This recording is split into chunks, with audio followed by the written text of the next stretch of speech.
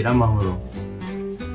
Uko nari nabibasezeranyije ngarutse kongera kubagezaho ubutumwa nahawe. Muri 2010 nari ahantu hitwa Constitution Village.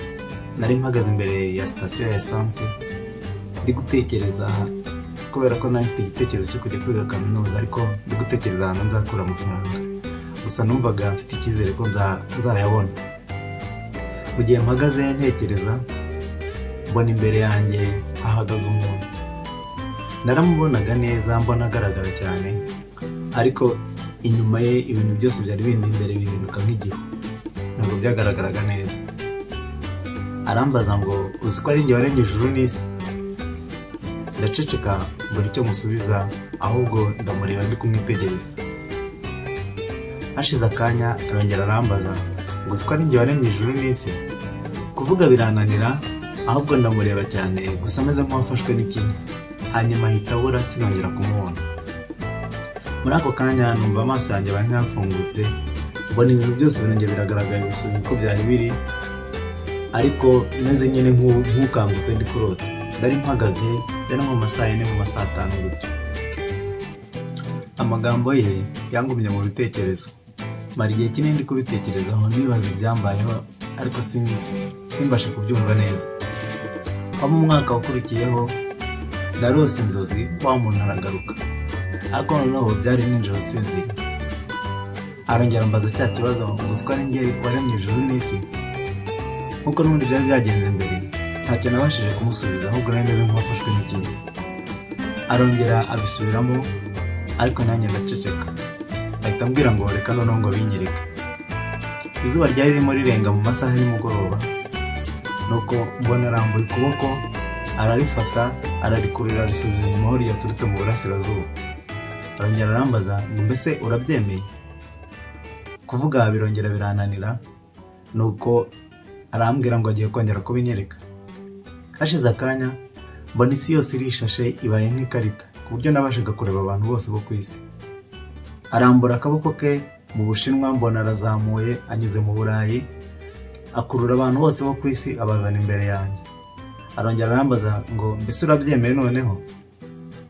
Kuvuga n'ubundi birongera birananira, ahubwo ndamwitegereza cyane.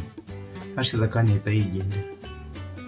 Nkuko nari nabibasezeranyije, tuzaganira ku bintu 3 by'ingenzi: hari kurema, urukundo n'icyaha. Reka rero duhere ku kurema. Iki kiganiro kirategura igitabo nanditse cyitwa Systeme n'abaremyi, ariko nzagisobanura neza mu buryo bwimbitse ku mavideo, ariko ugishaka wagisanga ku murongo ndi bushyira hasi iyi video. Iki gitabo rero isobanura kurema, impamvu yo kurema, uko ibiremwa bibaho, uko ibiremwa bikorana, ndetse n'uko bisenyuka. Iki gitabo uramutse ubashije kucyumva, kiguha ubumenyi bw'ibanze bwo kumva ukuntu ibintu byaremwe, uko isi yaremwe, ndetse n'uko yaje kwangirika tukaba dufite ubuzima bumeze gutya. Byose urabisanga muri iki gitabo. Mbese ni nk'intangiriro kugira ngo tuzabashe kumva amasomo azakurikiraho. Iyo wanditse ijambo kurema muri dictionary y'Ikinyarwanda cyangwa se inkoranya, bivuga to create mu Cyongereza. Noneho mu Cyongereza to create bisobanura to bring something to existence. Tubigenekereje mu Kinyarwanda bisobanura kuzana ikintu kubaho, cyangwa se kuzana ikintu kikabaho. Iri jambo to bring mu Kinyarwanda rivuga kuzana. Risobanura ko hari ubikora, hari ubeshaho icyo kintu. Kandi nawe utekereje neza urumva ko kurema si ukwirema, ni ukurema. Kurema hari uhagaze inyuma, yaba akoresha ubwenge, yaba akoresha imbaraga, hari uri inyuma y'icyo kintu kugira ngo kibeho. Nta kintu rero cyakwibeshaho ngo bishoboke. Ni ukuvuga ngo kandi ngo ibintu byose bibayeho byararemwe. Nta kintu rero kibayeho kitaremwe, kubera ko kubaho ari ukuzana ikintu kikabaho, ni ukurema. Aya magambo asobanura ko nta kintu na kimwe gishobora kwibeshaho.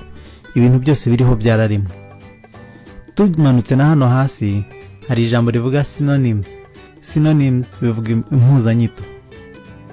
Amagambo rero ahuje inyito no kurema harimo aya ngaya tugenekeje mu Kinyarwanda twavuga gukora, guhimba, kubaka, guforoma, guhindura, kubyaza cyangwa se kubyara n'andi magambo murayabona hano. Umuntu ashobora kwishakira ibisobanuro mu Kinyarwanda. Dufashe nk'ijambo rimwe rero, to build bivuga kubaka. Kubaka ni ukuvuga ngo wubaka inzu cyangwa ukubaka urukuta cyangwa se ukubaka ikiraro. Ntabwo rero ikiraro gishobora kubaho hatariho uwacyubatse. Iyo urebye inzu umenye ko ifite umuntu wayubatse, niyo yaba imaze imyaka 200. Byanga bikunda hari umuntu wayubatse, ntabwo inzu ziyubaka. No kurema rero nta kintu kirema, ntibishoboka. Hagomba kuba hari umuntu uri inyuma, yaba akoresha ubwenge bwe, yaba akoresha imbaraga ze, ariko hagomba kuba hariho umuntu inyuma ugikora. Muri aya magambo tubona aha ngaha, aya yose nugerageza kuyashyira mu Kinyarwanda urasanga ari ibintu bikorwa n'abantu, kandi aya magambo asobanura kimwe no kurema. Bivuga rero ko kurema, nubwo aya magambo asa no kurema, hari umuntu ugomba kuba uri inyuma uri kuyakora, kandi bikerekana ko nyine no kurema hari ugomba kuba ari inyuma yabyo arimo kurema. Tegereze neza urebe aya mafoto ko afitanye ishusho isa. Reba igikanka cy'ifi, igikanka cy'amagufwa y'ifi, igikanka cy'amagufwa y'umuntu.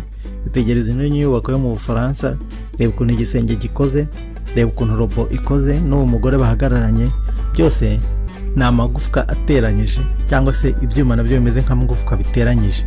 Ibi byose rero byakozwe, hari ugomba kubikora bikabaho. Niba umuntu ashaka kubaka igisenge cyangwa agakora robo, noneho umuntu we yaremwe nande, wumva ko none se umuntu ashaka kwibeshaho bigashoboka? Ntabwo bishoboka. Hari ubwenge buri inyuma y'ishusho y'umuntu, hari ubwenge buri inyuma y'ishusho y'igiti nk'uko ubibona hariya.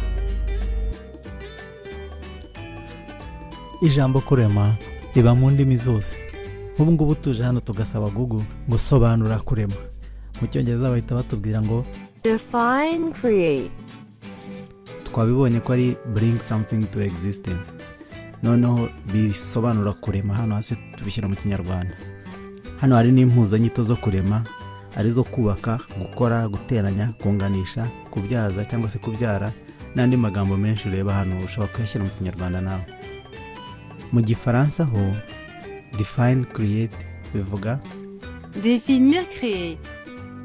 Noneho dufashije ijambo tukarisakisha hano kuri Google, bavuga ko igisobanuro ari iki ngiki. Dukanze hano kuri translate, urabona ko bihise bigaruka, tubihinduye tukabizana hano mu Kinyarwanda. Byandi byari Igifaransa bita bihinduka ngo kora ikintu, ikiremwa, kubaho. Cyane cyane uvuga Imana, kurema isi, kora cyangwa ushushanya ikintu, kurema ijambo rishya. Reka tugaruke hano tubivane mu Gifaransa tubishyire mu Giportugal. Definir, criar. Definir, criar.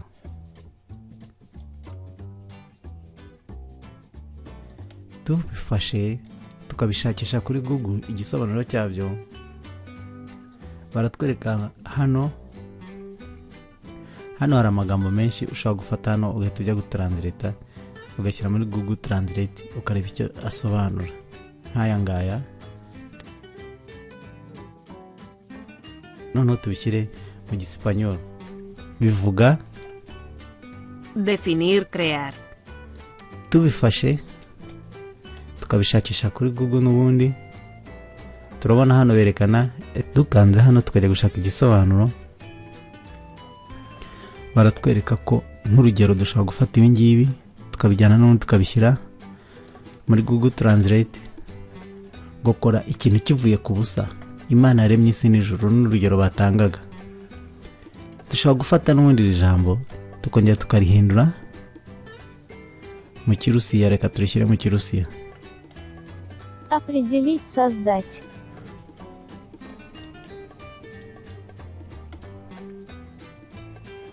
Urabona ko mu Kirusiya babizanya mu Kinyarwanda, hano bihinduka kurema n'ubundi. Nudukandaho iyo urifashe gutya rero ukarishyira muri Translate, gukora ikintu gishya cyangwa se guhimba ikintu gishyashya. Imana yahozeho nta kindi kintu gihari, ahubwo niyo yaremye ibintu byose. Iyo usomye Bibiliya, igitabo cy'amateka cyerekana ubuzima bwa muntu n'ukuntu ibintu byaremwe, mu ntangiriro igice cya mbere umurongo wa mbere havuga ngo mbere na mbere Imana yaremye isi n'ijuru. Hano batwereka ukuntu Imana yaremye ibintu byose. Muri Yohani umutwe wa mbere umurongo wa mbere havuga ngo mbere na mbere hariho jambo, jambo yahoranye n'Imana kandi jambo yari Imana. Uwo yahoranye n'Imana mbere ya byose. Ibintu byose niwe wabiremye ndetse no mu byaremwe byose nta na kimwe kitaremwe nawe. Nagira ngo turangize kino kiganiro tuganiriye cyane cyane ku buyobe bwateye muri iyi si. Undi muntu ashaka nko kwigarurira arabanza akakwereka ko ubuzima ubayeho atari bwiza, hari ubundi utabasha kubona kubera ko uhumye, noneho akigira nk'umuntu ushaka kubukujyanaho. Ariko iyo wemeye ukamanika amaboko ahita kwigarurira akakugira umuja we. Satani ni umuhanga muri ibi bintu. Yaragiye ashuka Eva amubeshya ko hari ubuzima Imana yabahishe bagomba kuba bameze nk'Imana, abereka ko hari ubwenge bagombye kuba bazi bakamera nk'Imana. Bamumanikiye amaboko baremera, none isi yose yabaye abacakara ba Satani. Abakozi ba Satani rero nabo nuko bakora, kuko niko bigisha. Baraza bakakwereka ko hari ubwenge utazi ariko bakakuyobya, baba bashaka kukuyobya. Kukuyobya rero ni ukugira ngo babashe kukwigarurira, bagushyire munsi yabo babashe kukwigarurira. Akamaro k'ururimi ni igikoresho abantu bakoresha baganira, basangira ibitekerezo. Ibitekerezo rero nibwo bwenge bw'abantu. Ubundi bavuga ko ibitekerezo by'umuntu bimenywa n'umwuka we. Umwuka w'umuntu rero niwe muntu w'imbere. Ururimi rero nirwo akoresha asangira ibyo bitekerezo, kandi urumva ko nibwo bwenge bwe. Ururimi ruvugwa n'abantu, ruhuriweho n'abantu benshi, ruba rufite imbaraga. Kandi abo bantu akenshi bakoresha n'indimi zabo, baba babizi neza ko ururimi rwabo rubemeza ko, nk'uko tumaze kubibona, ko kurema ari ukubeshaho ikintu. Hari uri inyuma yo kurema, hari n'imbaraga akoresha n'ubwenge akoresha, ko ikintu kidashobora kwirema. Ariko umuntu akaza akabikumvisha, akakumvisha ko wayobye, ahubwo we akakwereka ko agomba kukuyobora, akakumvisha ko ibintu byirema, wamumanikira amaboko ugahita umucakara. Nta kintu kirema, indimi zose zirabyerekana, kandi indimi nibwo bwenge bw'isi yose. Nta bundi buryo Satani rero bushobora abantu kugira ngo abigarurire atabanje kubereka ko Imana itabaho.